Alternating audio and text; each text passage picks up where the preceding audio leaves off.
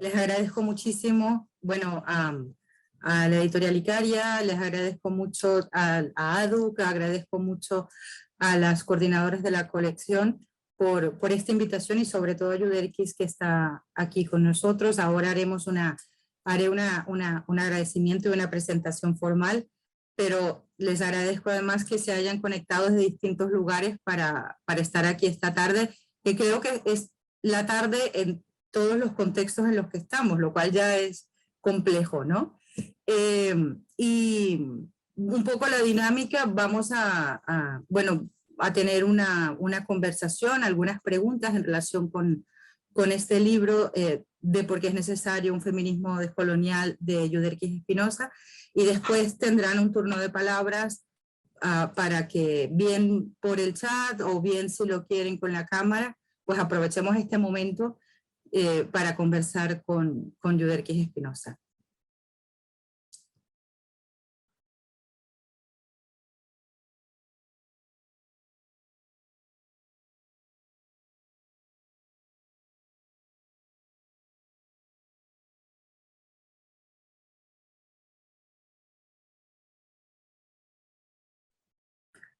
Pues si les parece, vamos a comenzar, que hay muchas cosas de las que hablar y es un momento único y hay que exprimirlo lo máximo posible.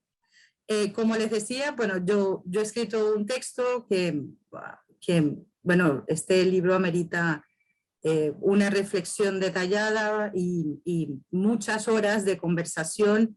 Hoy no será suficiente, pero sí quería hacer una introducción. Tengo el honor de ser la primera que lo presenta y es un honor inmenso, y como es el hecho de compartir este espacio con Yuderquis Espinosa Miñoso para conversar sobre este reciente, súper reciente libro, y ya de por sí imprescindible, de por qué es necesario un feminismo decolonial.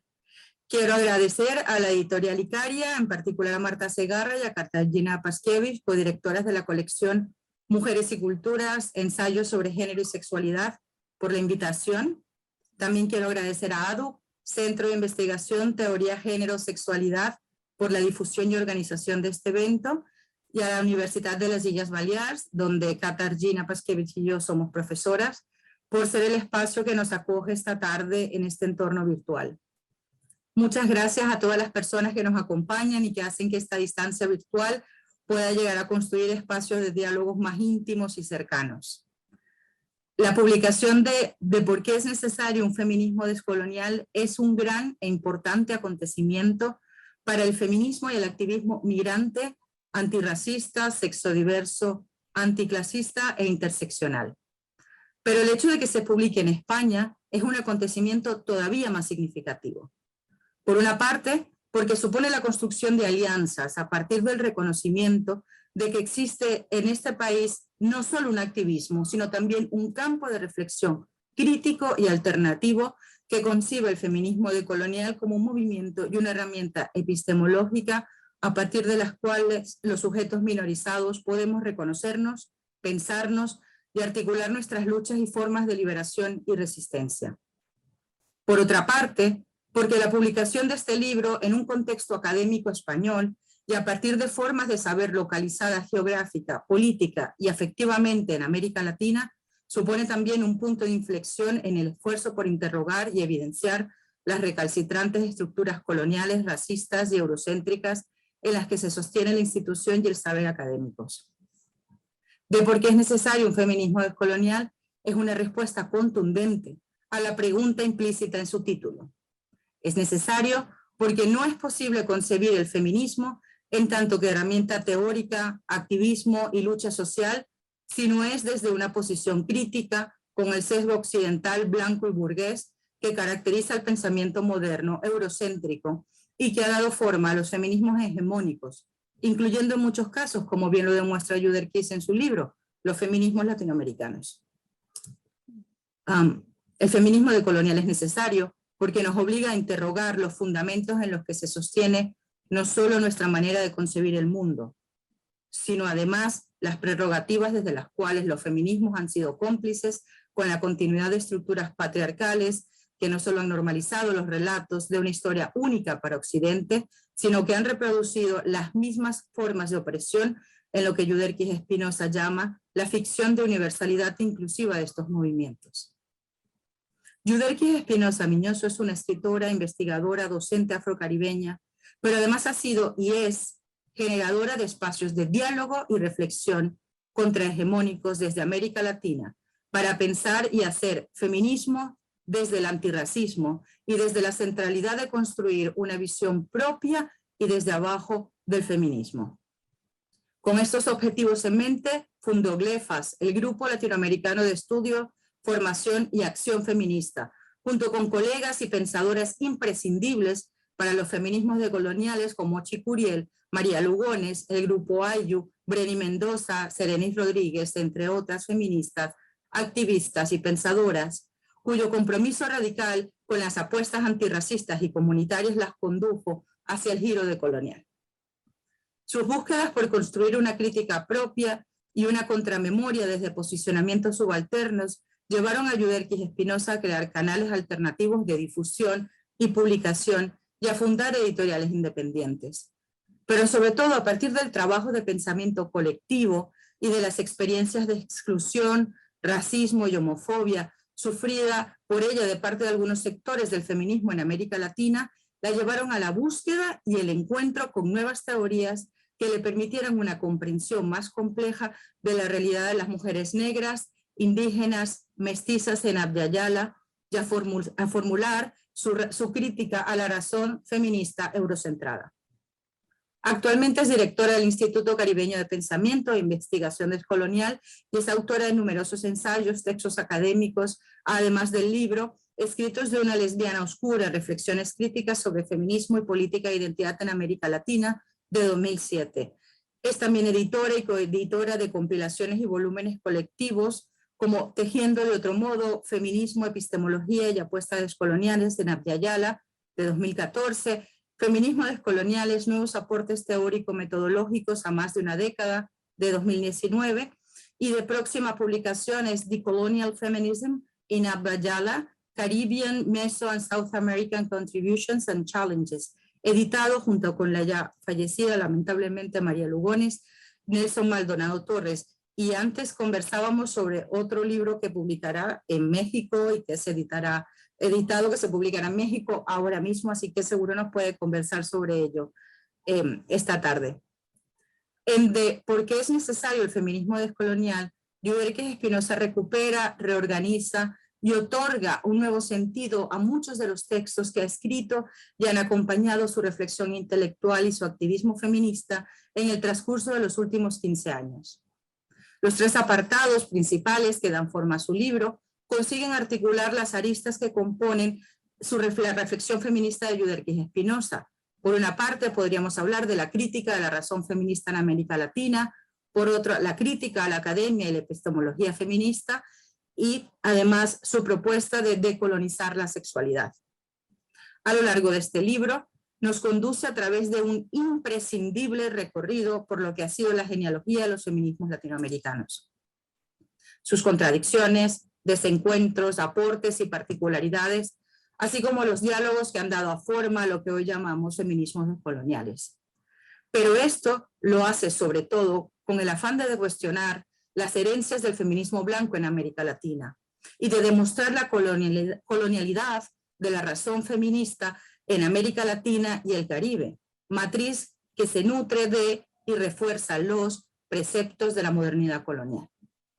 De allí el valor indiscutible que tiene su trabajo, al insistir en la necesidad de buscar palabras e ideas propias para pensar el esfuerzo de mujeres afrodescendientes, campesinas, mestizas, indígenas, por desafiar las exclusiones que han definido los feminismos en América Latina y que continúan marcando las pautas académicas e institucionales en el llamado mundo occidental.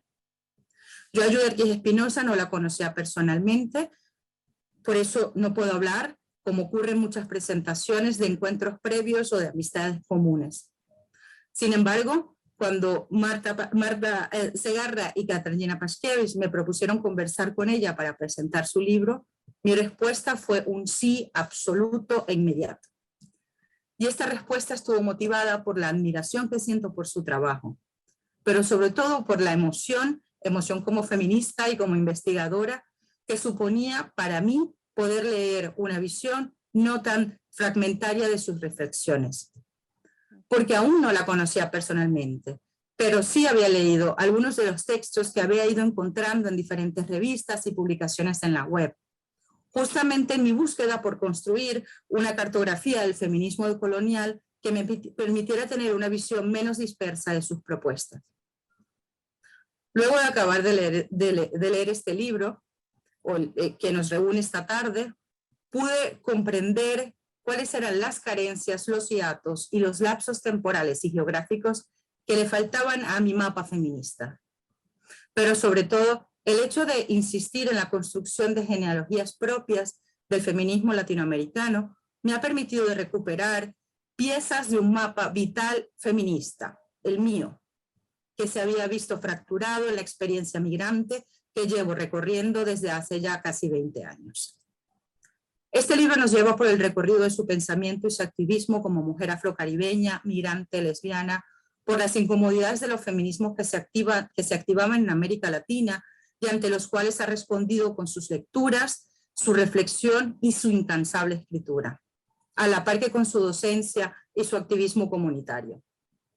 Por eso leer este libro ha supuesto también para mí un ejercicio de revisión de mi propio proceso como feminista, de mis lecturas, de las preguntas que me he hecho y de las incomodidades que me ha generado durante tanto tiempo pensar la modernidad, o más bien pensarnos como sujetos modernos en un contexto occidental y colonial que no nos ha considerado ni como sujetos ni como modernos, pero en cuyas estructuras nos ha obligado a reconocernos. A la pregunta de ¿por qué es necesario un feminismo decolonial? Le sigue otra respuesta. Porque desde sus diálogos con los feminismos negros y los postcoloniales, reconoce las realidades de las poblaciones afrodescendientes, migrantes, populares, campesinas en América Latina, y denuncia la matriz moderna, colonial, racista, de género que ha dado forma a buena parte del feminismo hegemónico. Y solo desde estas herramientas es posible hacer un feminismo no eurocentrado, antirracista y sexodiverso que vuelva a casa y nos permita reconocernos y construir nuestros propios relatos desde nuestro pasado, desde nuestra ancestralidad. Muchísimas gracias, Yudelkis, por este libro. De corazón, como feminista, como investigadora, como profesora, muchísimas gracias. Wow, muchas gracias. Muchas gracias realmente, María Teresa, por tus palabras. Para mí, pues las recibo con el mismo cariño con las que las has escrito. Y bueno, yo estoy feliz, muy agradecida también por las editoras. La verdad, muchas gracias a Katarzyna y a Marta por todo el trabajo, por lo rápido que lo hicieron también y con el cariño con que me acompañaron en este proceso. Ya yo lo tengo aquí, que ya me ha llegado, y es como muy querido también la portada, que es de una compañera artista dominicana, muy querida también por mí, Yelaine Rodríguez. Sí, sobre ella te preguntaré, te haré algunas preguntas también sobre es un libro precioso desde muchos sentidos y además creo que, bueno, cada detalle está cuidado. De verdad, muchas gracias. Bueno, como es justo la primera presentación de este libro, creo que tengo pues el momento, ¿no?, para preguntarte por el proceso, ¿no? ¿Cómo fue este proceso, esta decisión, ¿no?, de publicar este libro, de revisar y reorganizar los textos?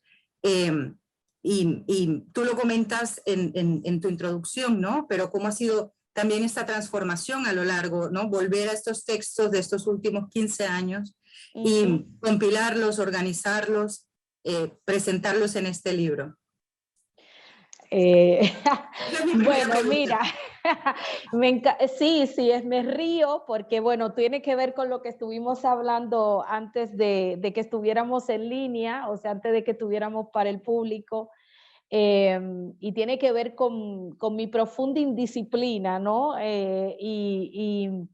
No obedecer los mandatos, ¿no? Y entonces, pues yo, al final la academia me ha reconocido mi trabajo, pero yo he hecho un recorrido que implicaba pelearme con la academia, ¿no? Un poco como les decía, no soy dada con la burocracia de ningún tipo, ni de la academia, ni de las ONG, ni de ningún espacio. Por eso soy como mi papá, una cimarrona que toda la vida ha tratado de ver cómo se abre camino en la vida y abre espacios y hace camino en el andar, y no me acomodo, digamos, a lo que ya está instituido. No soy feliz, no puedo con esto. Yo tengo un principio de felicidad que es lo que me lleva a hacer las cosas. Yo hago las cosas porque me hacen feliz, o porque lo necesito también, ¿no? Entonces, muchos de estos trabajos,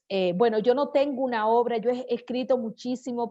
A veces yo digo, la gente pensará como que yo me dedico nada más a escribir, pero es mentira. Yo bailo, a mí me gusta la poesía, yo leo, a mí me gusta ver series de televisión de Netflix, y a veces digo, no quiero leer nada y me paso un domingo entero viendo series de televisión de lo más. ¿Qué te puedo decir? Que alguien dirá, bueno, pero ¿eso tú ves? Sí, eso yo veo.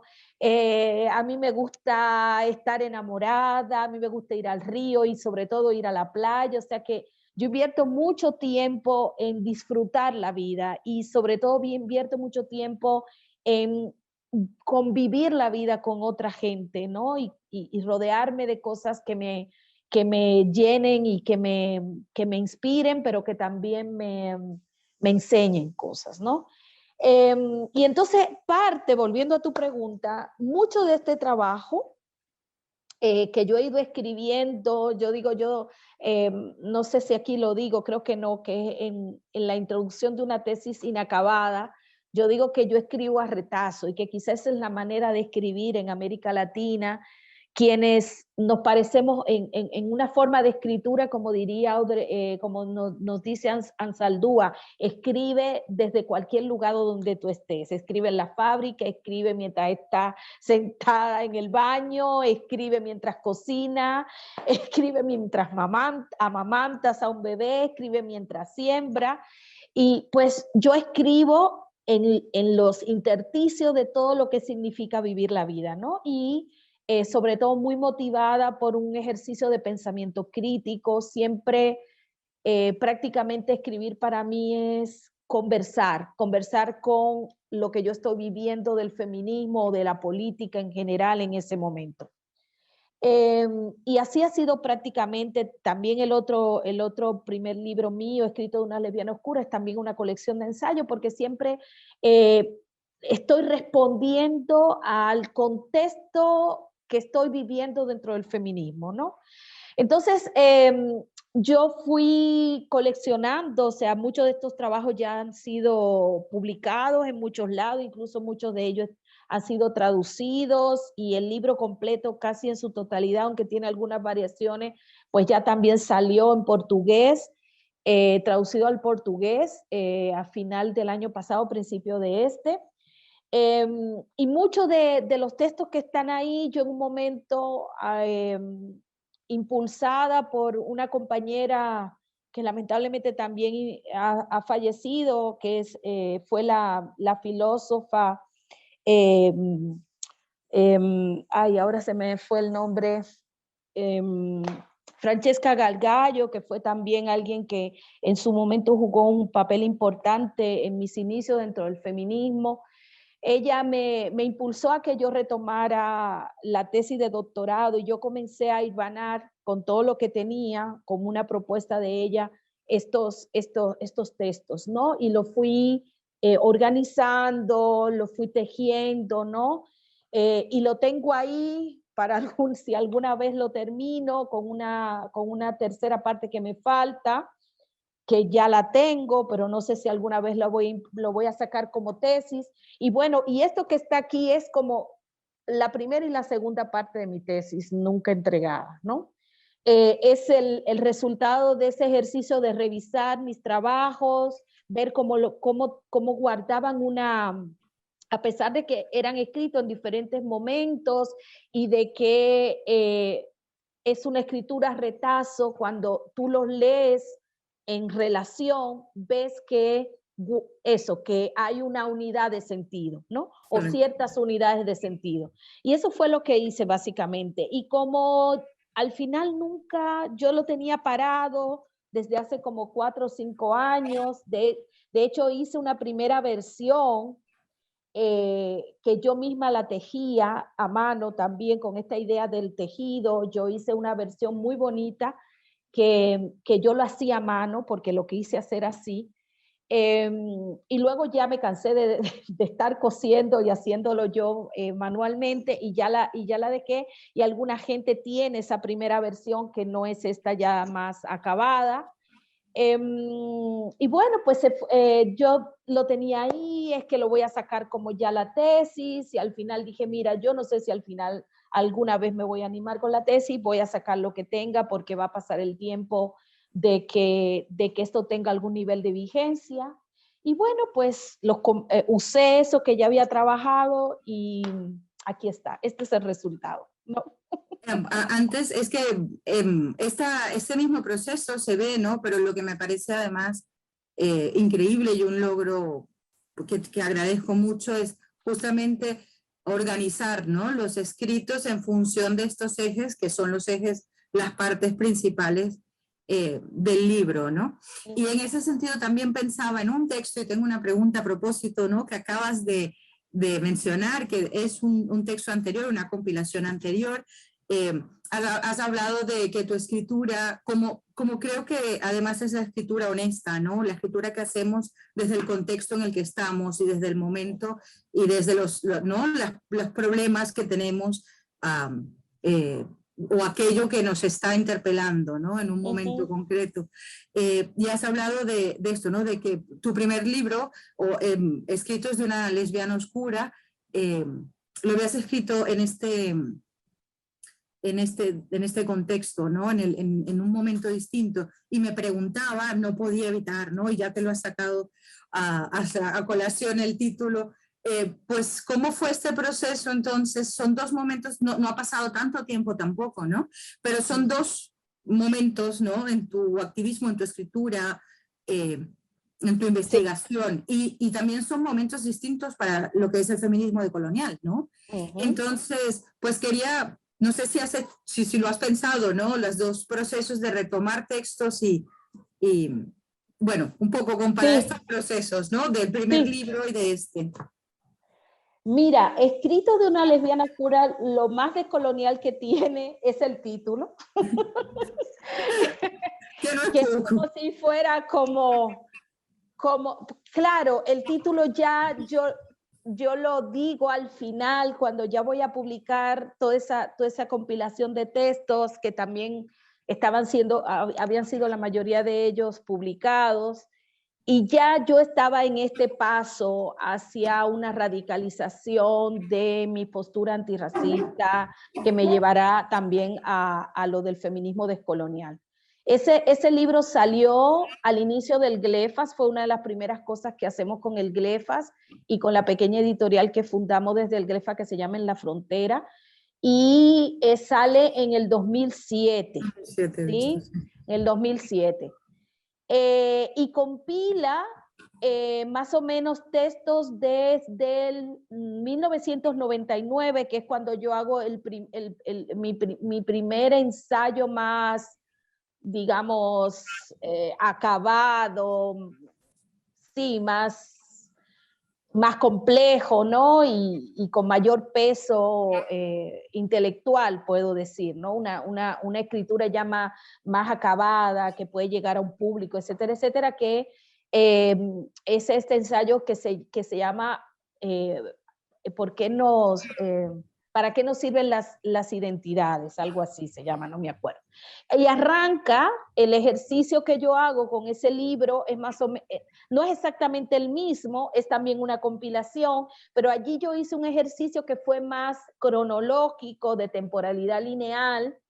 No es este el caso, claro. Ajá, que no es este el caso y es interesante, tiene que ver con mi proceso de descolonización, que me permite ver y jugar con la temporalidad y, de otra manera, que no es la temporalidad cronológica. La temporalidad cronológica también es importante, o sea, yo creo que fue interesante esa cronología, porque ayudó también como a sistematizar mi pensamiento y también ver, o sea, en la medida en que avanza la lectura de ese libro, de Escrito de una lesbiana oscura, una va a ver textos menos complejos hasta textos un poco más complejos, y también una puede ver, va viendo la evolución de mi pensamiento, de alguien que viene totalmente del activismo, que nunca en su vida pensó que se iba a interesar en la escritura o en la teoría, y que poco a poco, cada vez más, y producto justamente de la lucha política, ve la necesidad de incursionar en la teoría, buscando herramientas para interpretar su tiempo e interpretar la política que está pasando en su tiempo. Y entonces yo expresamente lo hice así porque yo quería ver, mostrar, digamos, la manera como yo voy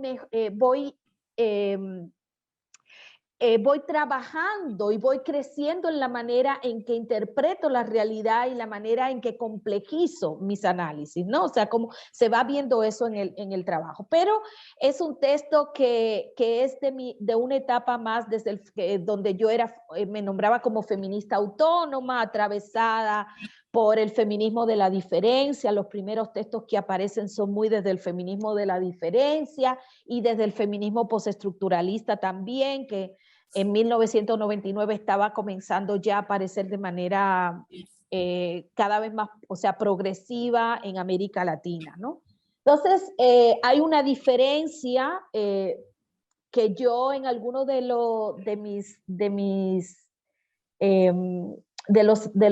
los ensayos que hago, incluso en este mismo proceso de intentar tejer y pensar cómo se ha ido complejizando mi pensamiento y cómo ha ido cambiando.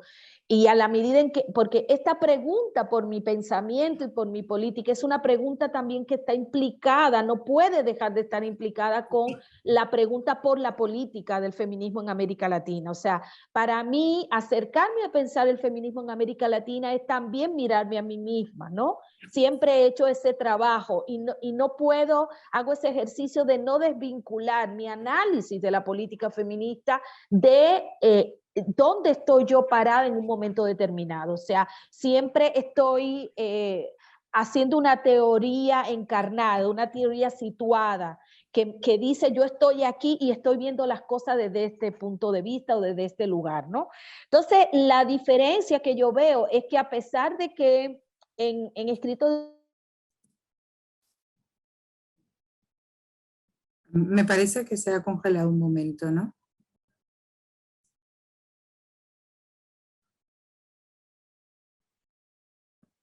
Bueno, vamos a admitir, esperamos un momento. Y si no... Ahora, se congeló un momento. Podía pasar, ya lo habíamos hablado.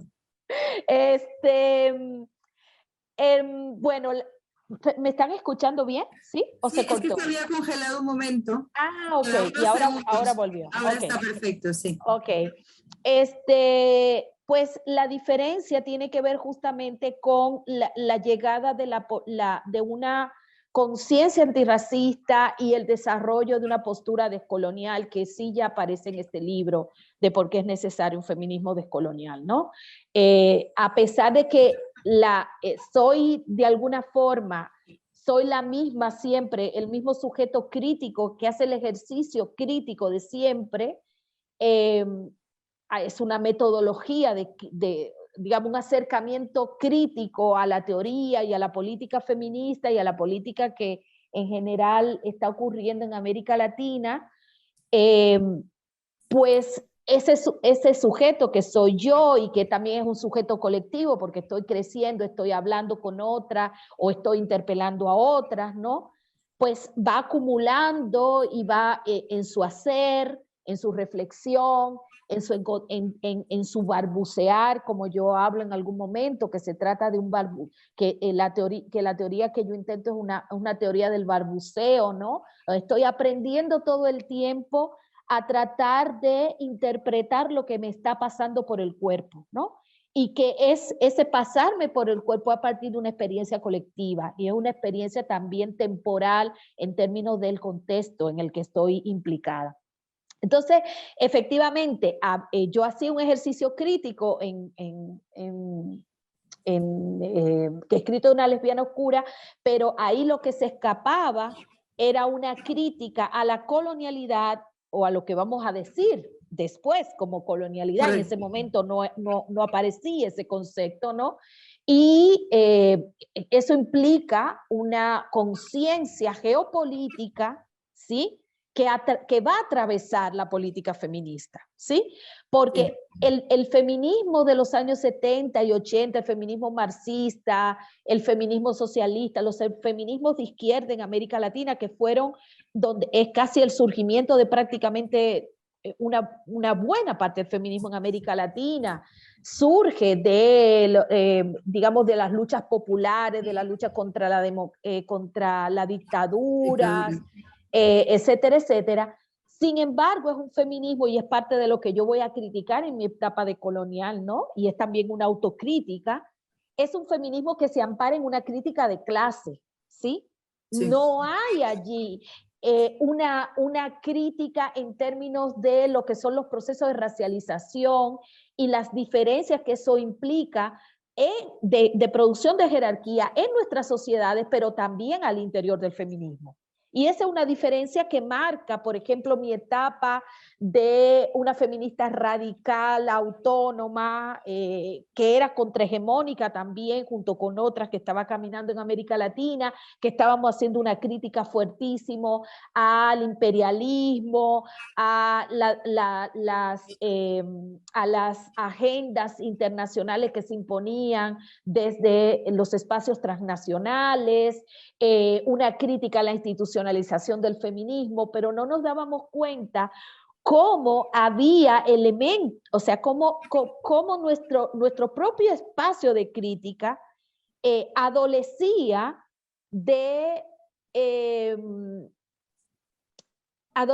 un análisis, ¿sí?, que tuviera que ver con la construcción histórica geopolítica de ese espacio de América Latina, de África y de Asia, y qué implicaba eso internamente para el feminismo latinoamericano, ¿no? O el feminismo en América Latina, como yo voy a decir. Eso sería como mayormente las diferencias que yo veo ahí. Y esto que estás planteando es que es un mapa que además nos presentas en este libro, ¿no? Y por eso cuando hablaba de que leerte ha sido... ¿no?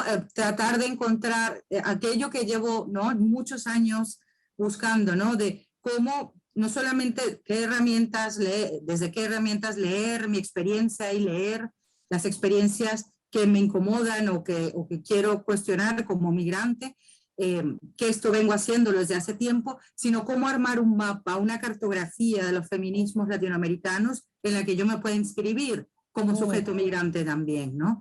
Y esto, este proceso que estás planteando está en tu libro de la crítica, ¿no?, a los feminismos que produces desde que estás repensando y que son los que te llevan a ti también, ¿no?, a actuar, a hacer este trabajo colectivo también y a buscar espacios para publicar, para gestionar y...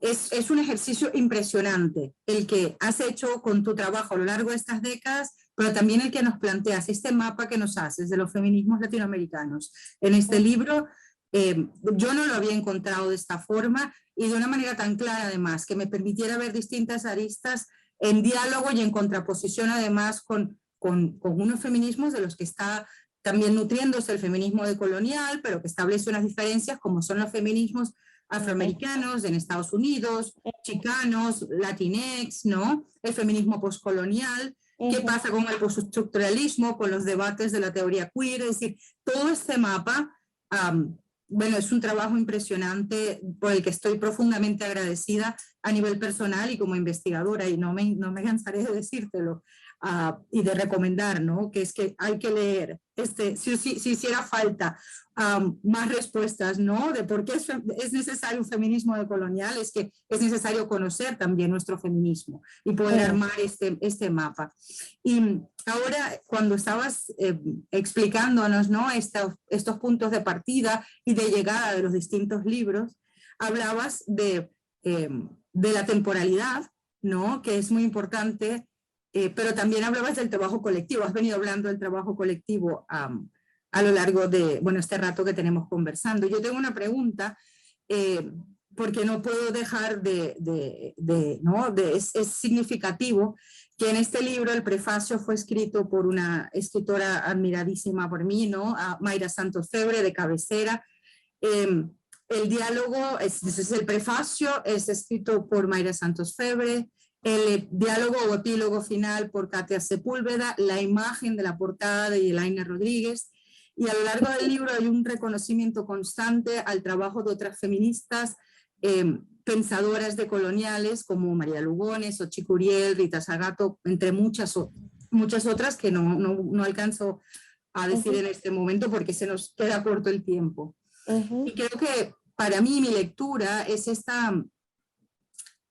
cómo hacer, ¿no? para desmarcarse del individualismo, ¿no? Del pensamiento occidental, y creo que este ejercicio, ¿no? de incluir estas otras referencias, de que participen de tu libro, es un ejercicio de escritura colaborativo. Y no sé si habías pensado esto, ¿no? Cuando estabas diseñando el libro, porque me parece que es la manera de pensar en un libro que nos traslada a una praxis también colectiva, desde el feminismo, ¿no? Fíjate que no lo había pensado, lo tengo tan incorporado que no lo había pensado.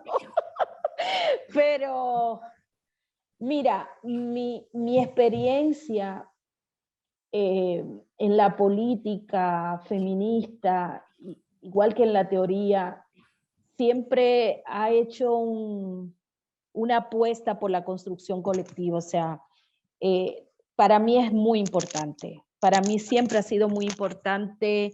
Por eso también ha sido también muy importante la formación, ¿sí? El ejercicio de formación, la educación popular y la educación académica también, cuando me invitan, cuando me dan el espacio, y la educación política ha sido también un camino que también me ha fortalecido, porque para mí muchas veces conducir procesos formativos o diseñar procesos formativos y facilitarlo es también es también un proceso de crecimiento personal, ¿sí? O sea, para mí yo lo veo de esa manera. Yo, por ejemplo, la semana que viene me voy a la Amazonía, donde estamos desarrollando unos procesos con pueblos de la Amazonía ecuatoriana de hace 4 años. Y, o sea, yo voy siempre con una felicidad a esos espacios porque yo vengo enriquecida. O sea, yo digo, yo gano más de lo que ellos ganan con mi presencia. Yo siempre, más que irle a enseñar algo, lo que voy es o sea, una educación que estoy convencida en una formación, en una pedagogía que le muestre a la gente cuáles son sus saberes, cuáles saberes ha heredado, y también se sienta orgullosa de esos saberes y también lo ponga. Nosotros estemos en capacidad de poder valorar esos saberes, y esa es una de las apuestas para mí. El feminismo decolonial tiene que ver con cómo aprendemos a valorar los saberes ancestrales, los saberes populares. Esta vuelta a casa a la que te refieres en el libro. Exactamente, sí. ¿No? Yo mucho de la base de mi pensamiento de los últimos años, lo vengo diciendo, vienen de las conversaciones que tengo con la gente, y que vienen también de conversaciones que se llevan a cabo en estos espacios que han sido condenados como espacios de no saber o como gente que no sabe, y tienen bueno, yo he sido la que se ha fortalecido en esos intercambios, soy yo. Pero bueno, volviendo a la cuestión del trabajo colectivo, que para mí es eso también, una se fortalece en el trabajo colectivo. Es difícil, es súper difícil. La experiencia que yo he tenido, o sea, hacer comunidad no es fácil. No hay, cuando te dicen, bueno, pero no hay que idealizar hacer comunidad, no hay que idealizar las comunidades ancestrales, etcétera, etcétera. Nadie está diciendo que es fácil, ¿sí? De hecho, es más fácil ser autoritario. Es más fácil producir conocimiento de manera individual, encerrarte en una computadora y escribir. Eso es mucho más fácil que trabajar conocimiento colectivo, aprender colectivamente, trabajar colectivamente, porque somos seres complejos. Y yo soy complejísima, yo soy dificilísima. Así que, ¿por qué? O sea, si ya yo parto de verme a mí misma y soy capaz de verme a mí misma en mi complejidad, en mis dificultades, en mis límites, más bien estoy agradecida de encontrar gente que está dispuesta a trabajar conmigo, ¿no? Entonces, porque para mí, o sea, me está abriendo la puerta para que yo crezca, ¿no? Entonces, para mí esto es fundamental, callarme la boca y aprender de la gente que generalmente una piensa que no sabe nada, o sea, que se dice que no sabe nada, y ver todo lo que hay ahí para aprender. Eso es, o sea, es el valor mayúsculo que yo he encontrado o que he reencontrado, porque yo vengo de comunidades, yo vengo de barrios populares en República Dominicana, donde eso se reconoce y se valora tradicionalmente. Pero luego una viene y es pasada por la universidad, donde aprender es buscar en un libro, ¿no? Y yo no digo que hay que necesariamente abandonar los libros también me han servido, pero para mí lo fundamental no es el libro. Para mí lo fundamental está en la relación, en construir en la relación y aprender en la relación, ¿no? Y eso es con todas las dificultades que eso implica. Por supuesto que implica dificultades, pero yo apuesto a eso definitivamente. Bueno, y es que eso, ya te digo, no, no lo habíamos conversado, no nos conocíamos antes, pero para mí ha sido una lectura muy bonita, ¿no? De ver este trabajo de comunidad. Mayra escribe, Mayra está conectada. Uy, Mayra, está ahí la Mayra querida. Qué bueno. Mejor puede, en un momento quizá le podemos dejar que... Por supuesto, que sí, hable, sí. ¿no? Yo no me quiero detener mucho más porque, bueno, tenemos rato y podemos seguir hablando, ya ves, pero tengo un par de preguntas, solo que en caso de, bueno, si nos da tiempo, puedo hacer una más, pero haré solo una, ¿no? Y es, sin duda también uno pregunta desde el lugar en el que uno investiga, ¿no? Y entonces, claro, una de mis constantes preguntas es ¿qué pasa con la identidad? Y a lo largo del libro aparece e insistes, ¿no? Como dos de los intereses del feminismo decolonial, la problematización y la crítica al sujeto del feminismo y a las políticas identitarias. Sin embargo, y esto es mucho de la experiencia que veo en el activismo, claro, mucho del activismo, y es cierto que la política funciona con identidades, ¿no? Pero mucho del activismo se reconoce a partir de estas identidades y creo que son unos riesgos a veces excluyentes, ¿no? Anclarse en una identidad cuando lo que busca los feminismos decoloniales es justamente problematizar el hacer feminismo desde la identidad. Entonces, era una pregunta que como tengo el lujo de estar contigo hablando, pues no quiero dejar pasar, ¿no? Y es, ¿por qué crees que ocurre esto y cómo enfrentar esa manera de concebir el feminismo decolonial que tiene el riesgo de ser muchas veces excluyente, ¿no? Sí. Mira, la cuestión de la identidad es un debate largo que no, con tantas aristas que no se logran resolver y creo que nunca se lograrán resolver. Yo creo que bueno, hay un dicho que ahora no recuerdo de quién es, pero es algo así como dice, la identidad no es el lugar de llegada, sino el lugar de partida o algo así, ¿no? Y yo creo profundamente eso, ¿no? O sea, efectivamente, una empieza nombrándose, pero y también ahí es problemático, porque una podría decir, una no empieza nombrándose, ¿no? O sea, yo no empecé nombrándome mujer, ni empecé nombrándome negra o afrodescendiente, yo no empecé así, ¿sí?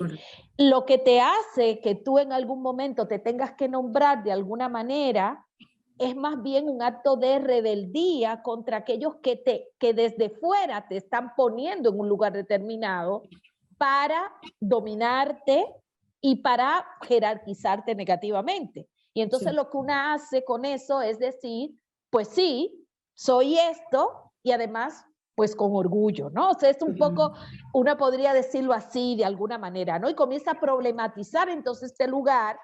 Y es como una especie como de aceptación. Yo no me veía así, pero todo el mundo me dice, como la canción esta de me dijeron negra, ¿no? De Victoria Santa Cruz, negra, negra, negra, hasta que tú dices, sí, soy negra, ¿no? Y entonces lo dices desde un acto de ya de liberación, o de denunciación positiva, ¿no? De frenar ese intento de quitarte la dignidad o ese intento de anularte como sujeto activo, ¿no? Como sujeto agente.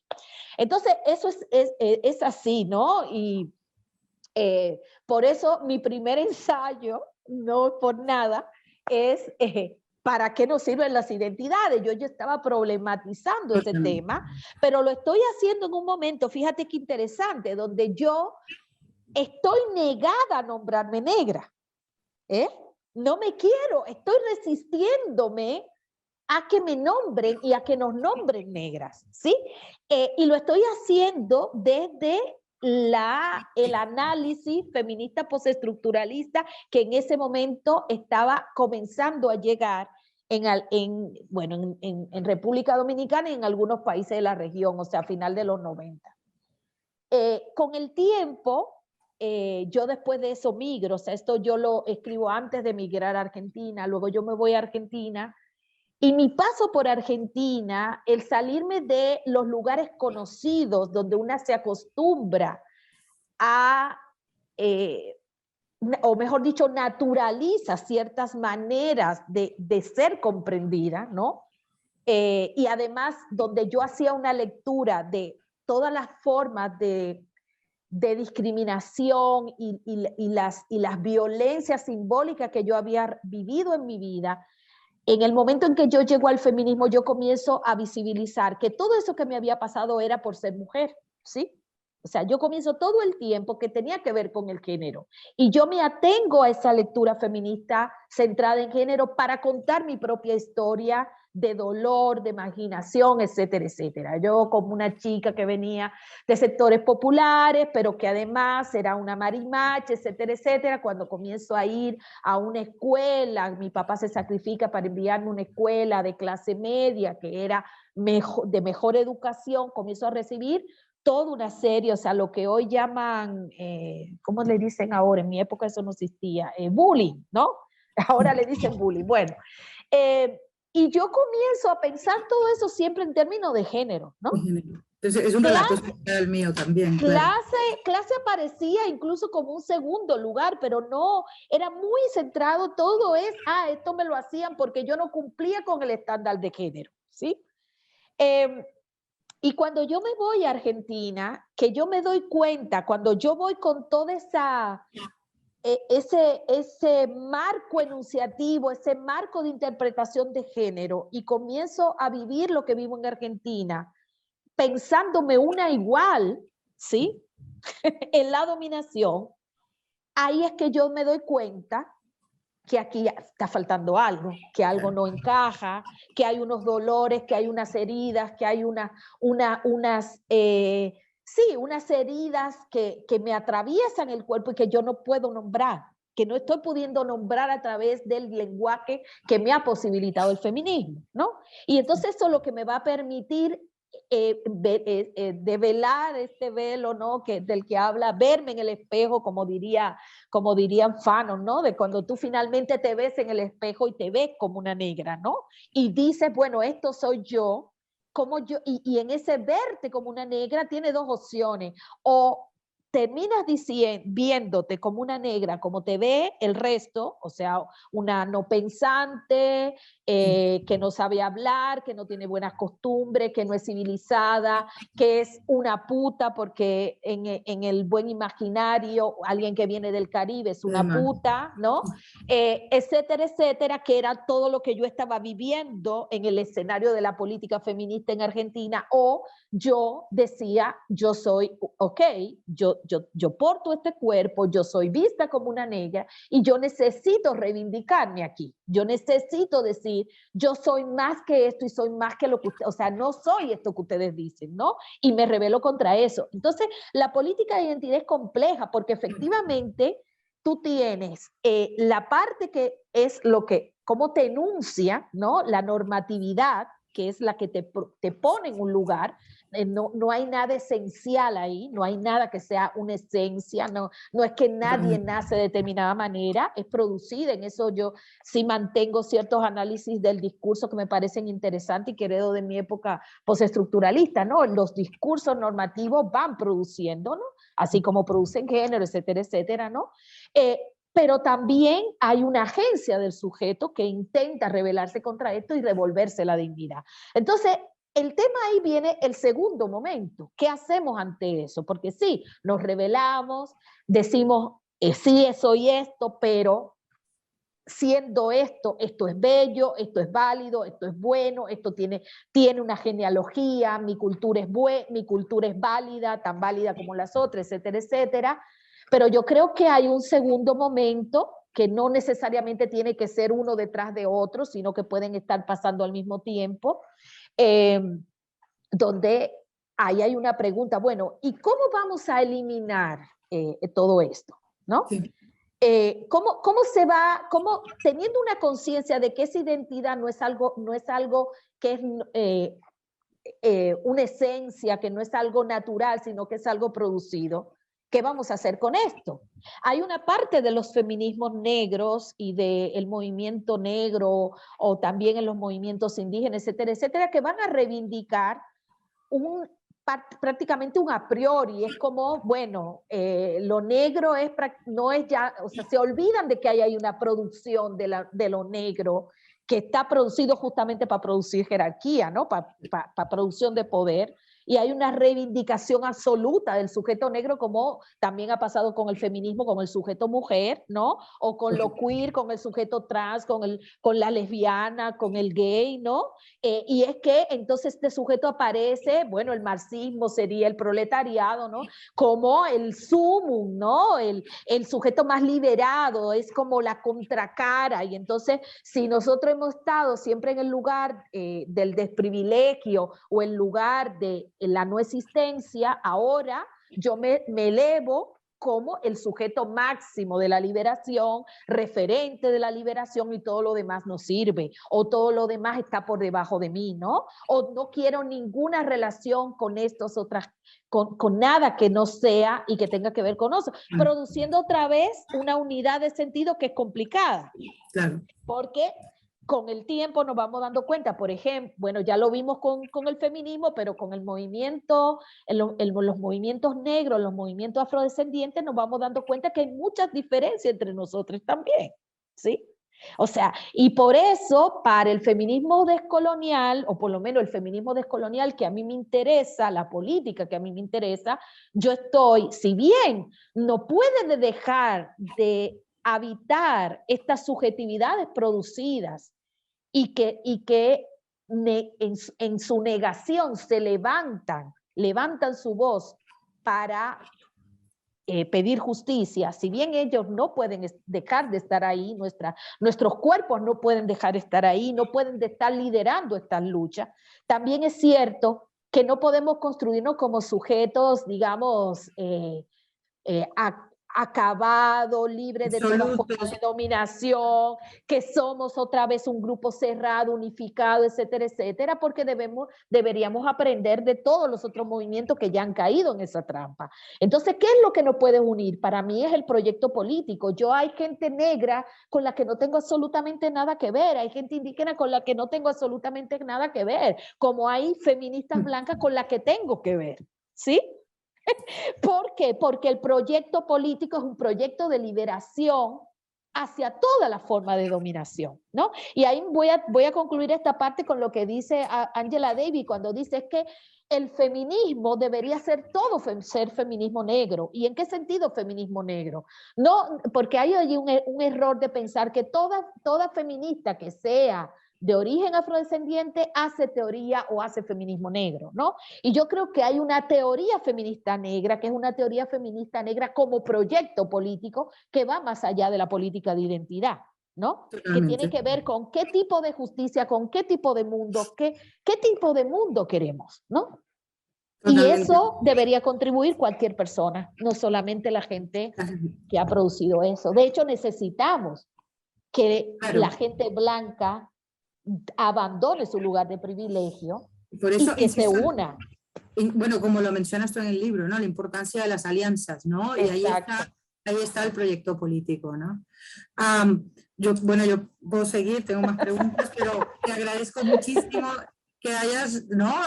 Estado en en este proceso de las distintas dudas que tenía y comentarios, y tengo muchos más, pero vamos a darle paso al público que ha estado aquí con nosotras y además no sé si Mayra sí, Mayra, por favor. Compromiso, pero ya que está aquí, no sé, y además, bueno, también, ¿no? También está Katia, que es la que me hace la entrevista, mi compañera que está ahí, me hace al final del libro, me hace la entrevista. Bueno, si quieren, por favor. El micrófono y nos encantaría que pudieran participar. No sé, tampoco queremos ponerlas en un compromiso, pero no sé si Katia o Mayra, sí. Mayra. Sí, puedo decir unas palabritas. ¡Eso! Obviamente no iba, cuando recibí el enlace, pues me metí inmediatamente, gracias al cielo que tengo la oportunidad.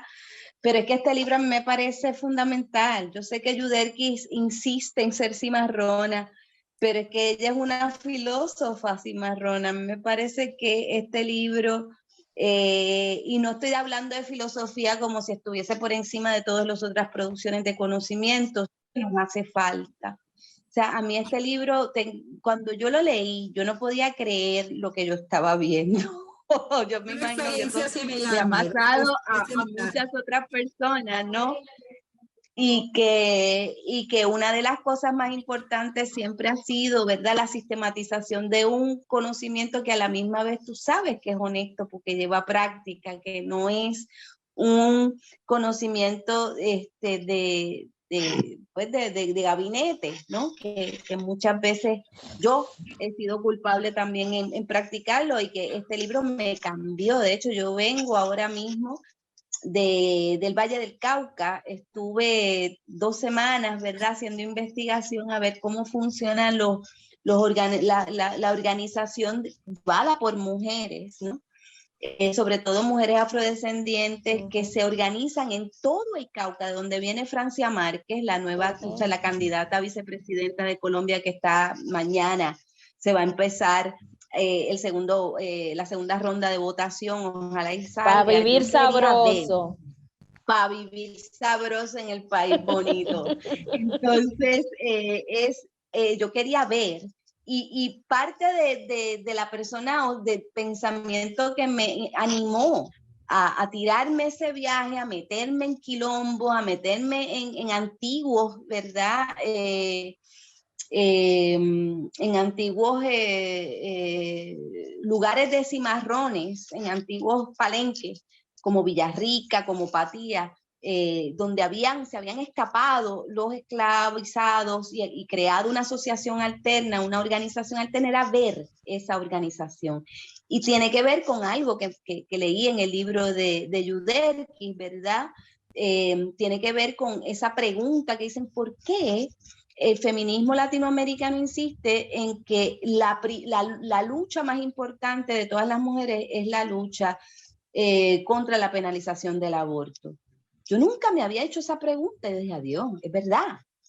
Pero ¿cuál es la otra lucha? Y me tiré, me tiré al Cauca, ¿verdad? A preguntarme qué es lo que está hablando Francia Márquez, de dónde viene esa organización, cuál es la pelea del territorio, cómo funciona el impuesto de guerra, cómo es que trabajan las comunidades desplazadas en reorganizarse y cuál es su ruta. Y la tracé completa. O sea, desde la sierra hasta Agua Blanca. La tracé completa caminándola, por poco me muero, pero lo logré y lo hice con los hijos míos a cuesta. O sea, me llevé a mis hijos, porque yo soy una mamá ejecutiva, ¿verdad? Y era importante llevarme a mis hijos y que ellos lo vieran. Entonces, eso es parte de lo que hace este libro. O sea, un libro que me presenta a mí como mi querida hermana y comadre, ya yo la adoro, me sanó muchísimo conocerla. Yo creía que yo era la única que se hacía esas preguntas sola.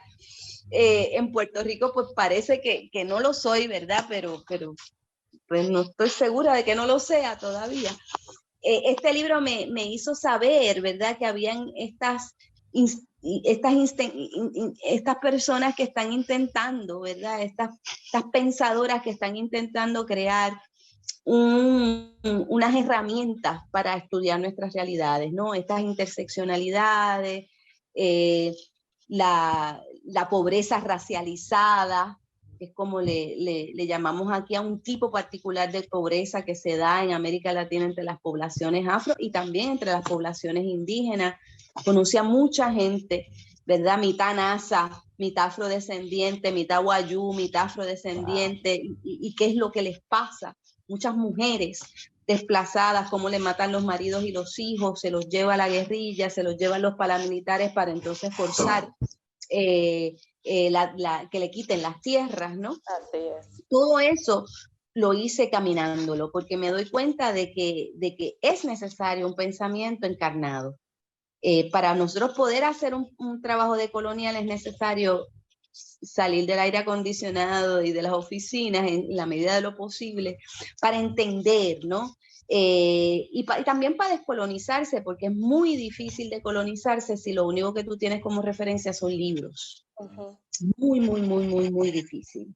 Hay una producción de conocimiento profunda en las comunidades de mujeres que son mamás, líderes comunitarias y abogadas y empresarias ¿verdad? Que se gradúan de universidades como la Universidad del Valle, que es una universidad pública y que hace que eso ocurra. Hay unas cosas maravillosas que yo pude entender y reconocer gracias a este libro. Así que yo te estoy súper agradecida. Gracias por que tu tú prólogo. quieras, cuando tú quieras, tú me dices que hay que darle 4 galletas y yo me monto en el avión que sea y las doy. Yo no tengo problema, porque es hermanas bien ahora. Para mí ha sido un honor tenerte. Bueno, cuando te conocí me pasó lo mismo, como esta loca es igual de loca que yo. Entonces... Cierto. Y ahí comenzamos esa hermandad que ha sido, no es tan larga y sin embargo ha bien crecido profunda. Bien profunda en muy poco tiempo, y bueno, doy gracias a la vida por esta posibilidad de aprender contigo también, ¿no? Y gracias por el gesto de leer el libro, de comentarlo, por llevarme a Puerto Rico, por las conversaciones que tenemos. Bueno, gracias por todo, compañera, hermana. Y gracias, María Teresa Vera, porque me enteré que tú me lees. A veces uno dice que nunca ve la cara de la gente que te lee, ¿no? Uno lo tira como tanta cosa al aire, a ver si llega. Te enseño, te leo y te pienso todo el tiempo. ¡Ay, qué linda! Un día de Muchas estos gracias. te voy a dar un abrazo y salir a bailar. Pues nada, vienes para Puerto Rico con ese libro, hago esta promesa en este foro. Yo pienso que este libro es fundamental, es un libro de referencia para toda pensadora y pensadores latinoamericanos y latinoamericanas, así que nada, gracias por la deferencia. Gracias a ti, Mayra. Muchas gracias, Mayra. Bueno, abrimos el micrófono también después de esta magnífica, bueno, y además que no la teníamos planificada, así que más ilusión todavía, ¿no? Más Que ilusión. hayamos contado con Mayra, el prólogo del libro es espectacular. Maravilloso. Así que, bueno, ya lo leerán cuando lo tengan, es magnífico y es un lujo, por eso tener también esta presencia aquí hoy. No sé si tienen preguntas, pueden hacerla al micrófono, con cámara, sin cámara, pueden escribirla, aprovechar quizás unos 20 minutos, 25 minutos más para conversar. Hay muchos comentarios en el chat, esto sí. Preguntan por dónde se puede encontrar el libro y también las ganas que tienen de leerlo, esto también lo comentan. Entonces, bueno, yo tengo una pregunta más, si no, yo siempre tengo preguntas. A ver. Mira, a ver si hay alguna pregunta. Por eso, puede levantar la mano. Vale. Elena. Hola, ¿qué tal? Es fantástico escucharos a Mayra Yuderquis, a María Teresa, porque además no solo nos cambiáis en la manera de entender los saberes, sino también los afectos, ¿no? La manera en cómo circulan los afectos en esta presentación y que a la frialdad, digamos, europea nos desmonta, ¿no? Y nos emociona. Yo tenía apuntadas, bueno, ya de antes, unas cuantas preguntas para Yuderquis, pero algunas ya han salido, como me interesa mucho la cuestión del tartamudeo como estrategia de escritura y también como forma de desconfianza del conocimiento adquirido, pero al mismo tiempo también de aquí sale una pregunta y es cómo de difícil o qué tipo de disposición pide por parte de quien lee, por parte de las lectoras, enfrentarse a esos textos tartamudos y que por lo tanto se salen de las guías de lectura habituales. Y quería aprovechar también para hacer otra pregunta que tiene que ver con las alianzas y con las relaciones entre continentes, pero no con Europa. Alianzas, ya has explicado muy bien, ¿no? Que hay grupos, personas, posiciones ideológicas, ¿no? Maneras de entender el compromiso con lo común, con las que es posible hacer alianzas y otras no, pero a mí me gustaría que, si es posible, que explicites más qué tipo de alianzas ves, sobre todo con Argentina, donde el feminismo occidental tiene una presencia muy fuerte y donde además la tradición precolonial ha tenido aquella historia tan tremenda, y también con Brasil, porque efectivamente tú has entrado por la puerta grande en las traducciones al Brasil. Yo te leí primero en portugués en la antología que hizo la gran Eloísa Boasque de Holanda. Bueno, digo gran porque es que hace mucho tiempo que la leo, ¿no? Y creo que ya he hecho una colección aquí muy importante para el Brasil de nuestro tiempo, pero me gustaría saber si hay realmente conexiones, ¿no? entre vosotras, lo que hacéis desde el Caribe, Argentina y Brasil. Y una de las cosas que dicen en el Brasil es que tienen claro que las decoloniales brasileñas tienen claro cómo mirar hacia Europa, conocen muy bien cuáles son las desconfianzas que deben tener de Europa, pero cómo mirar hacia África es un poco diferente. De hecho, quienes hacen estudios africanos en Brasil a menudo dicen que desde el Brasil se idealiza África, ¿no? Bueno, un poco estos temas que ya sé que en realidad dan para mucho, pero bueno, si nos pudieses dar alguna nota sería fantástico. Y por supuesto leeré el libro y regalaré el libro. Muchas gracias. No sé si te parece que que veamos, tomemos Vale, dos. hay más preguntas y así podemos también aprovechar. No sé, hay más preguntas. Yo justo una de las preguntas que que quería plantear tenía que ver con Brasil también, ¿no? Así que agradezco que Elena la ha hecho ahora. ¿Y cuál era tu pregunta, María?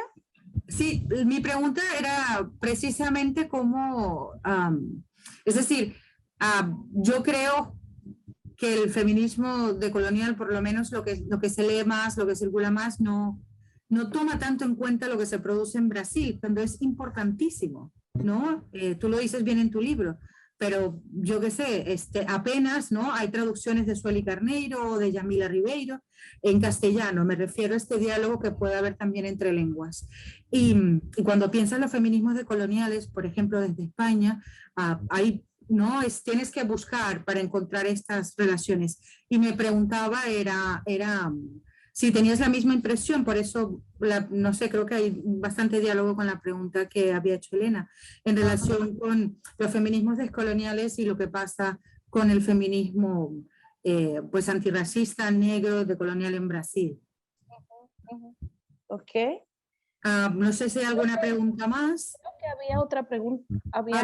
Sí, había alguien que quería preguntar, pero me parece que se tuvo que ir. Bueno, ok.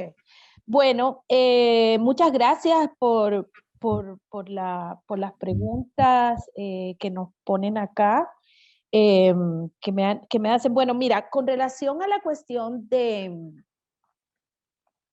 el relacionamiento del feminismo descolonial caribeño, si se puede decir así, con Brasil y Argentina, ha sido mucho más fácil con Brasil. Por ejemplo, en Brasil, sí, o sea, Brasil ha sido central, voy a empezar diciendo esto, Brasil ha sido central en la construcción de una genealogía, digamos, de mujeres racializadas en América Latina y el Caribe, ¿no?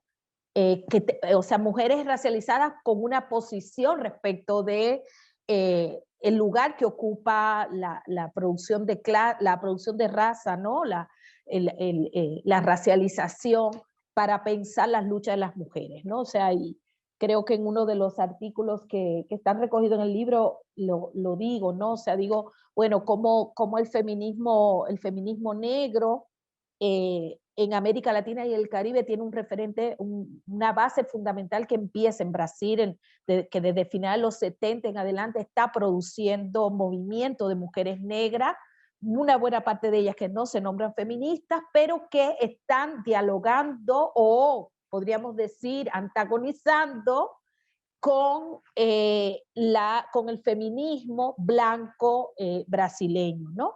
Entonces hay una larga tradición en Brasil de movimientos de mujeres negras y luego muchas de ellas que comenzaron a nombrarse como feministas negras, ¿no? Y efectivamente, también al mismo tiempo tenemos la dificultad de que muchas veces Brasil aparece casi como un continente encerrado en sí mismo, ¿no? O sea, es tan grande y muchas veces está muy, yo me imagino que también por el tema de la lengua, durante mucho tiempo Brasil prácticamente no aparecía en muchos de los debates y de las discusiones en América Latina. Yo creo que eso ya se está quedando atrás, o sea que eso se está superando. Brasil hoy aparece prácticamente, o sea, el feminismo brasileño, y yo pienso que sobre todo a partir de los movimientos feministas populares, los movimientos, el feminismo negro, el feminismo descolonial, o el feminismo negro descolonial, como le nombran en Brasil, se han abierto bastante la puerta, ¿sí? O sea, yo creo que hay un momento, podríamos decir, en los últimos 10 años, y creo que también tuvo que ver con un contexto de ampliación de Brasil mirando al resto de América Latina, de su relacionamiento con Lula, con Dilma, con toda la creación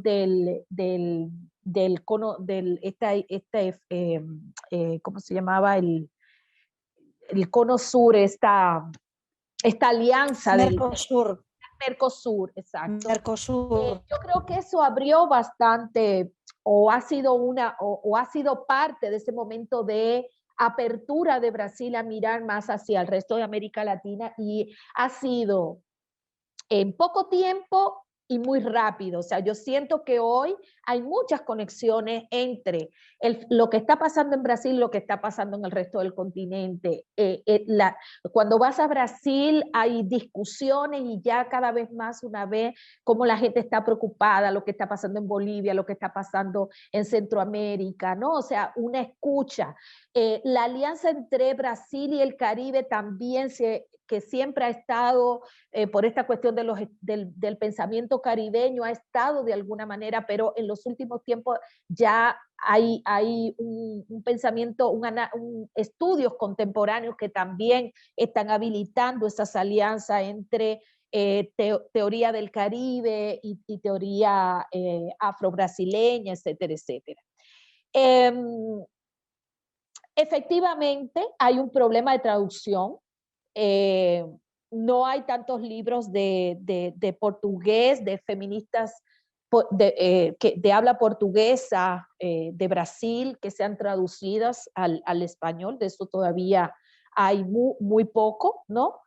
Pero yo creo que también yo misma, por ejemplo, en varias de las compilaciones que he sacado, siempre he tratado de traer referentes de feministas negras y feministas descoloniales en Brasil. O sea, siempre traigo alguna voz de Brasil. Y lo que para mí también es muy significativo es cómo el feminismo descolonial logró traspasar esas fronteras. O sea, el feminismo descolonial comenzó a ser muy leído en Brasil, ¿sí? Yo no sé, porque no tengo mucha idea de cómo leían a otras feministas, digamos, el feminismo que se venía produciendo en América Latina, blanco mestizo, ¿no? Cómo es recepcionado en Brasil, no conozco tanto, pero sí le puedo decir que el feminismo descolonial ha sido muy bien recibido en Brasil y nos hemos sentido muy acogidas en Brasil. O sea, de hecho, por ejemplo, por esta pregunta por Argentina, donde yo viví 14 años, ¿no? Y donde de alguna manera instalé en un momento en que no estaba una pregunta por la cuestión de la raza, ¿no? Y la pregunta por el pasado colonial de Argentina. He organizado eventos ahí muy inicialmente en mi etapa donde apenas estaba comenzando a hacer gateando hacia el feminismo descolonial. He organizado algunas actividades, he sacado algunos libros y he participado en muchas reflexiones donde he traído la pregunta y he traído compañeras que le han hecho la pregunta al feminismo argentino respecto de la ausencia de una reflexión sobre el pasado colonial y el genocidio que se ha producido en Argentina. Para la instalación del Estado-Nación Argentina que hay hoy, ¿no? El genocidio que hubo en ese territorio, digo mal cuando digo Argentina, en ese territorio que antes no era Argentina, ¿no? Y como esto era una ausencia, y yo creo que en gran medida sigue siendo una ausencia, aunque también siento que ha variado en los debates y en los intereses del feminismo, pero también de los movimientos sociales de izquierda que son tan fuertes en Argentina, ¿no? Yo recuerdo una compilación que sacamos también al inicio del GLEFAS, que fue el resultado de un coloquio, que fue el primer coloquio que organizamos como GLEFAS, y hemos traído, bueno, ahí participó Chocuriel, también traje a Breni Mendoza, también traje ¿cómo se llama ella? A Gladys Subzur, y también traje a Julieta Paredes, y recuerdo a Julieta Paredes diciéndole a las feministas argentinas, ¿cuándo ustedes se van a hacer cargo o sea, a propósito de este discurso de nosotras venimos de los barcos, ¿no? ¿Cuándo ustedes se van a hacer cargo del pasado colonial sobre el que se asientan el privilegio de este feminismo argentino y de esta izquierda argentina, ¿no? ¿Cuándo van a dejar de pensar la memoria no solamente relativa a la memoria en contra de la dictadura, sino una memoria de larga data de lo que ha implicado el genocidio, el extractivismo, la negación de los cuerpos y de las poblaciones habitantes en ese territorio, pero también de la gente que fue traída para la esclavitud, ¿no? Y eso a mí me costó prácticamente los últimos años de mi vida. Esa fue la gran batalla que yo tuve en Argentina. O sea, ya hoy puedo hablar de eso sin sentirme mal, porque realmente me costó, fue parte de mi curación. El volver a casa tuvo que ver con curarme de las grandes heridas que tuve de estar siendo yo la única en muchos de los espacios feminista, de lesbiana feminista, de feminismo popular, siendo yo la que ponía el tema. Incluso recuerdo cuando yo traía el tema de las razas, que se me corregía y me decía que no debía de hablar de raza, sino que era etnia, y yo tener que defender por qué yo estaba usando la categoría de raza, y eso no implicaba un asumir esto como algo natural, ¿sí? No era desde una tradición que clasificaba la raza tal como lo hizo Europa, sino de las luchas políticas antirracistas que posicionan entonces la raza como una producción histórica que no se puede comprender o sea, no se puede hacer lucha antirracista si no nos vemos con el tema de la racialización, ¿sí? De la construcción de jerarquía a partir de esta idea de raza. O sea, lo que luego va a decir Quijano más adelante, ¿no? Y lo va a expresar muy bien para pensar cómo la clasificación racial es fundamental para pensar los orígenes del capitalismo y de la riqueza de Europa y de la colonización, ¿no? Y de la modernidad, por supuesto. Entonces, esas son de las cosas que yo, antes de irme de Argentina, he tenido que debatir en los espacios, incluso no estoy hablando de los espacios liberales ni necesariamente hegemónicos, sino incluso a nivel de espacios feministas populares, ¿no? Y luego, ese momento también comenzar a atraer a compañeras que venían de un movimiento negro muy incipiente, que apenas aparecía en los movimientos sociales de una manera relevante en Argentina en ese tiempo.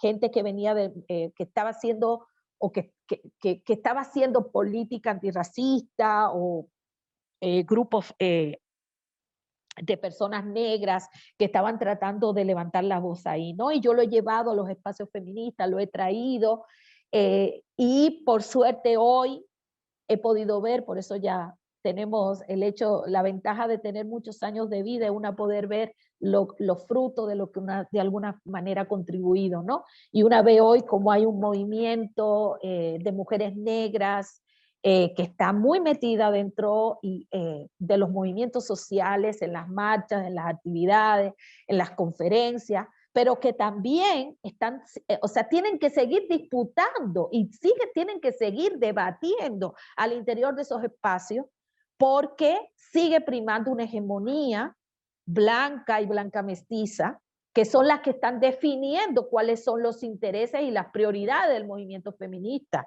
en Argentina, ¿no? Y esto a propósito de lo que antes se comentaba de mi crítica a cómo el aborto se ha convertido en el parangón y el eje fundamental. Prácticamente ser feminista es igual a ser abortista, ¿no? O ser abortera, o ser alguien que lucha por el aborto. Es como si fuera sinónimo, ¿no? Y es como si no hubiera más nada que eso. Y ahí Argentina ha jugado un papel fundamental, ¿no? Antes lo jugó Brasil en los años 80, que fue parte del debate que hizo el movimiento de mujeres negras con el feminismo brasileño en los 80. Tuvo que ver con por qué no centrarnos en un debate, o por qué no poner sobre el tapete, así como ustedes están poniendo el aborto, por qué aquí no aparece. Si es verdad que el feminismo responde a las necesidades de todas las mujeres, cuando hay una continuidad del genocidio a través de la esterilización forzada de mujeres negras y mujeres indígenas en Brasil, ¿no? Y esto lo ponía el movimiento Mujeres Negras y fue parte del debate que se da a finales de los 80 con el feminismo, que en ese momento empezaba toda esta cuestión de centralizar el aborto como su lucha prioritaria, ¿no? Entonces, bueno, estas son las dificultades que sigo viendo con el Cono Sur. Bueno, particularmente con Argentina, sigo viendo hay muchas dificultades, lo cual no implica que que han habido cambios, que hay hoy compañeras que efectivamente pues han hecho una revisión del tipo de feminismo que estaban haciendo. A pesar de eso también creo que tenemos que tomar con pinza un análisis respecto, no solamente para Argentina, sino en general de cómo las hegemonías feministas están hoy, porque no les queda otra, ¿no? Ante la potencia que ha implicado la masificación, si se podría decir así, que creo que es un poco exagerado, pero la ampliación de las luchas antirracistas y de las luchas descoloniales, no le ha quedado otra que tenérsela que ver, incorporar en su vocabulario por lo menos a nivel del discurso, categorías como interseccionalidad, feminismo negro, o sea, ciertos vocablos que nosotras venimos enarbolando y lo están poniendo hoy en la mira. Pero sin embargo, ahí el problema sigue siendo ¿quién tiene en los feminismos en América Latina, quiénes siguen siendo las que definen cuáles son las prioridades de la agenda feminista, ¿no? Y yo creo que el caso argentino es paradigmático en ese sentido porque además Argentina exporta movimiento social hacia el resto de América Latina. Tiene una capacidad de convocatoria y de construcción de hegemonía hacia el resto de América Latina, quizá por su gran volumen de clase media, por el acceso a la teoría, etcétera, etcétera. Pero cuando tú ves cómo se da, haces esa cartografía, pero también esa genealogía de cómo se mueven las agendas feministas, los temas de las agendas feministas o las prioridades del movimiento feminista, una puede ver generalmente que están surgiendo que están partiendo generalmente del Cono Sur y específicamente de Argentina, ¿sí? De Argentina están partiendo, lo mismo pasó con el movimiento y la teoría queer, ¿no? Que llega inicialmente a ciertos espacios intelectuales en Argentina y de ahí eso comienza poco a poco a irse expandiendo hacia el resto, primero en el Cono Sur, Chile, Brasil, luego México, o sea, los grandes países de América Latina y luego más tarde se va filtrando a las agendas y a los intereses del resto de los movimientos, del resto de países y los movimientos que son más débiles en esos países, ¿no? Entonces, eso que puede ser visto, digamos, de una forma positiva en términos del éxito del feminismo argentino en la capacidad de producción de movimiento, pues tiene sus complicaciones en términos de la producción de poder, ¿no? O sea, quién produce, desde qué lugar produce y desde qué intereses produce. Y mientras sea siendo desde estos lugares de privilegio que se siguen produciendo o sea, se sigue definiendo los intereses que van a conducir el movimiento regional, ¿sí? Estamos en un grave problema, ¿no? Entonces, esto tendría como para señalar. Y para decir que de todas maneras, pues sí se establecen alianzas a pesar de eso, pero con Argentina, por ejemplo, el feminismo decolonial, yo le decía a Ochi Curiel y a otras compañeras, de los pocos lugares donde no nos invitan es de Argentina, ¿sí? Y de los pocos lugares que menos, o de los pocos lugares, o de los lugares que menos nos leen es Argentina, ¿sí? Pero sin embargo en Brasil hay una gran acogida de las que estamos produciendo teoría descolonial y produciendo teoría descolonial desde abajo, o sea, que somos racializadas, que no venimos de las élites, ni necesariamente tenemos una carrera académica, etcétera, etcétera, ¿no? Y eso se ha ido difundiendo, ¿no? O sea, digo Argentina, pero también pienso en Chile, hay espacios también de difusión, en Colombia también hay espacio de difusión, en México hay espacio de difusión. Hay dificultades en cada lugar, hay mucho para pensar ahí cómo se va dando esos diálogos, cómo se van dando esas alianzas. En un momento donde el feminismo descolonial ha cobrado mucha prioridad y se ve como lo más novedoso y todo el mundo quiere ser feminista descolonial. También pues nos encontramos con estas preocupaciones, ¿no? De cierta cooptación del discurso descolonial que no implica un cambio en las estrategias, no implica un cambio en la teoría feminista, no implica un cambio en los intereses del feminismo regional. Y eso a mí sí me interesa seguir, digamos, es parte de lo que digo en el trabajo, en el libro, y me interesa pues seguir señalando. Muchas gracias, Yudelki, por esta respuesta tan completa, tan completa, que además, mientras estabas hablando, estaba pensando en cómo funciona los distintos espacios de feminismo decolonial y de activismo decolonial en España, o por lo menos en Barcelona, que es lo que más conozco. Y claro, pienso que hay un grupo importante de feministas argentinas que están haciendo feminismo decolonial, ¿no? Entonces es interesante cómo quizás la experiencia migrante hace que haya una conciencia de racialización también, ¿no? Y por otra parte, otro colectivo importante, muy importante en el feminismo decolonial que se hace desde España, que se piensa y que se hace colectivamente, es el colectivo trans también. Sí. Es las personas trans migrantes racializadas que viven en España. Totalmente. Entonces, no hemos podido hablar mucho de esto tampoco, bueno, porque hay mucho, ¿no? Pero esto es interesante ver cómo funciona, dependiendo de los lugares, ¿no? Y creo que también es la riqueza y lo que todas las posibilidades que nos permite el feminismo decolonial, también para hacernos preguntas, como has explicado además, que ha sido tu caso, que ha sido el mío, ¿no? Preguntas que te vas haciendo a lo largo de tu pensamiento, escritura, reflexión y activismo feminista, ¿no? Una cosa que se me olvidó y que ahora que vas hablando me recordé y debería mencionar, que es interesante esto que le estoy comentando, a pesar de que la madre del feminismo descolonial es María Lugones, que es una argentina, es prácticamente exiliada en Estados Unidos, pero también ahí hay como explicar esta cuestión, ¿no? O sea, María Lugones comienza a ser reconocida en Argentina bastante tarde con relación a otros lugares donde ya estaba siendo reconocida, ¿no? Bueno, recién con su muerte comienzan a aparecer varias gente que le está reconociendo. Yo recuerdo que cuando comenzamos con el feminismo descolonial, que bueno, en la entrevista que me hace Katia, yo señalo cómo fue casi, no sé cómo decirlo, una suerte de la vida, de que estábamos en ese momento de cuestionarnos ese feminismo que estábamos haciendo y estábamos desarrollando esta crítica, esta conciencia crítica sobre la cuestión del lugar que ocupaba la racialización, el racismo y la cuestión del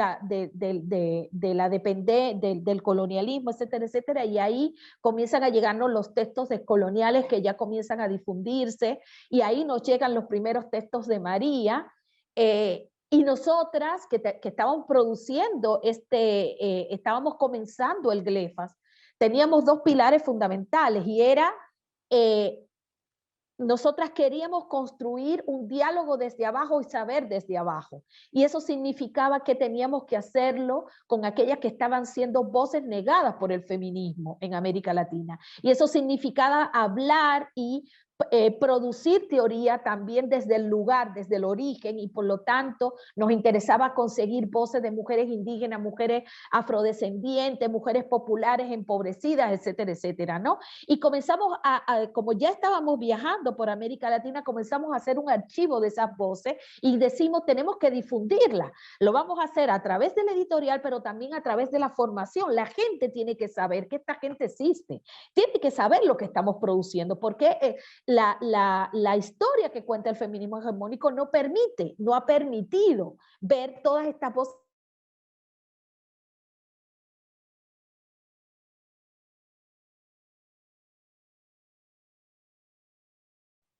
Me parece que se ha colgado, ¿no? Bueno, esperamos un momentito. ¿Sigo Ay, qué yo? pena. Ahora, se había colgado, Yuderkis, nada, unos segundos. Okay. Bueno, decía que comenzamos con la editorial a tratar de difundir las voces a través de la editorial, pero también formación política para que estos saberes, estos conocimientos, estas críticas de mujeres desde abajo se dieran a difundir en las nuevas generaciones, en las activistas feministas y de otros movimientos sociales, ¿no? Y cuando nosotras comenzamos a difundir voces como Breni Mendoza, Aurea Cumes, Gladys Zul, la misma María Lugones, esta gente no era, la mayoría de la gente no conocía a nadie de esta gente. Nosotras también le estábamos, era autoformación al mismo tiempo que estábamos formando a otras, ¿no? Pero te estoy diciendo, no hace tanto tiempo, estamos hablando de ¿cuánto? 15 años, ¿sí? O sea, y cuando una mira eso, una ve, wow, en 15 años, lo que ha pasado en nuestros espacios, en nuestro continente, y cómo eso también, a propósito de esto que tú traías, María Teresa, de cómo esto llegó a Europa, donde ha tenido un impacto importante en los grupos de migrantes, feministas migrantes, que quizás en sus lugares de orígenes no se habían cuestionado una serie de cuestiones, pero cuando hacen el brinco del charco, comienzan a ver y a juntarse con gente que también viene de experiencia de racialización, y entonces comienza ahí un proceso de autoformación y de crítica, ¿no? Y ahí ha sido también un lugar de mucha acogida de la teoría feminista descolonial, ¿no? Sí, sí, sí, totalmente. Por eso, además, bueno, sí, es que mientras estábamos hablando, hay un debate paralelo, bueno, un intercambio paralelo en el chat, además, en relación con el feminismo argentino. Y creo que se produce desde distintos lugares geográficos también, ¿no? Bueno, está Ochi, que también nos acompaña. Gracias, Ochi, por acompañarnos. Sí. Gracias por venir. No sé si quieres decir algo. Sí, también sería... Porque ella es protagonista de esta historia. Un cierre con broche de oro, por favor, ¿no? Y bueno, y comentaban además, bueno, distintos puntos, ¿no? De lo que pasa con la experiencia afro en Argentina, y es muy interesante también, ¿no? No sé si quieren comentar algo más, es bueno si lo puedes leer. También hay información en el chat sobre dónde encontrar el libro, ¿no? Me parece que hay información sobre México, sobre Colombia, pero efectivamente el hablar sobre el feminismo en Argentina y el tema de la racialización y ¿no? lo complejo que supone una conciencia antirracista ha generado un chat paralelo, ¿no? Aquí una conversación paralela. Y además una conversación que, insisto, creo que se produce desde distintos lugares, desde una experiencia también migrante. No conozco a todas las personas que están conversando, pero que creo que se produce desde distintos lugares de migración, y yo creo que esto es una de las herramientas también que nos permite, ¿no? Pensar el feminismo decolonial es cuando es un feminismo encarnado, ¿no? Y lo vives cuando no te has imaginado más allá de aquello que te han nombrado o dentro de estos parámetros institucionales, ¿no? Hegemónicos, en los que nos vende el Estado, nos vende las instituciones, los colegios, ¿no?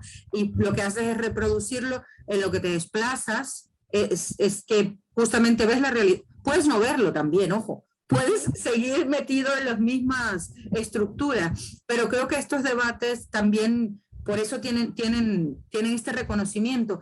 Y solo quiero añadir, para cerrar, y si Ochi quisiera conversar, que sería también pues un lujo y ¿no? un broche de oro, pero quiero también comentar, y tú lo dices en tu libro, ¿no? La importancia que tienen espacios alternativos, que no solo el académico, que no solo los libros. Y aquí en España hay lugares, los podcasts, las redes sociales, ¿no? Si bien son espacios muy complejos, ¿no? No hay un único uso. Y los grupos racializados, los feminismos antirracistas, los feminismos decoloniales funcionan mucho desde estos desde estos otros lugares, ¿no? Y producen un saber además alternativo, encarnado, que no debemos descuidar. Totalmente. Ana Monjo, que nos acompaña, que es editora de Icaria, dice, hay una gran cantidad de activistas indígenas y afrodescendientes que defienden el territorio del extractivismo de las élites del sur y del norte y que parten en su defensa de sus conocimientos y saberes ancestrales de la práctica comunitaria. Muchas han sido perseguidas y asesinadas, muchas voces. Y bueno, ojalá, bueno, el video, esta conversación se circulará después en la página de ADU, ¿no? También difundiremos el enlace para que puedan volver a ella y a todo lo que hemos aprendido. Es un placer enorme leerte, Judekis, escucharte. Esto ha sido un espacio magnífico, te lo agradezco muchísimo. No sé, sigo insistiendo, no sé si Ochi quiere conversar, pero bueno, en caso de que no quiera. Creo que no quiere. Creo que no quiere, no insistamos más. Bueno, esto se colgará después en la página de YouTube y entonces para volver a esta conversación, a escucharte una y otra vez, pero sobre todo a leerte, ¿no? Este libro es un regalo, para mí ha sido un regalo intelectual y un regalo personal y vital. Y como feminista, como mujer racializada, migrante, te lo agradezco infinitamente, ¿no? Y volveré a él muchas veces. Como ha dicho Elena, lo regalaré, lo enseñaré y nada, muchas gracias por este momento, por este intercambio, por ser tan cercana, por hablar también desde esta experiencia y de este compromiso, desde este lugar, ¿no? Muchísimas gracias, de verdad. Muchísimas gracias a ti, María Teresa, gracias a todas quienes vinieron. Han venido, mira, está no solamente Ochi, está Evelyn también, que es una gran compañera. O sea, han venido muchas del GLEFAS Muchas gracias por acompañarnos. Bueno, las mencioné, también mencioné al inicio, no las pude mencionar a todas, pero mira, claro, todas están presentes en la escritura de Judekis, ¿no? Y por eso era importante también mencionarlas. Bueno, muchísimas gracias y... Tienes que viajar a España. Necesitamos tenerte aquí para conversar en persona, porque es un privilegio realmente poder leerte y escucharte. Muchísimas gracias. Bueno, gracias y gracias a todos por venir. Y bueno, ojalá que el libro pues aporte, haga su granito de arena. Ya te digo que lo hará y ya lo está haciendo. Muchas gracias. Bueno, hasta luego, buenas tardes, buenas noches. Muchas gracias. Chao.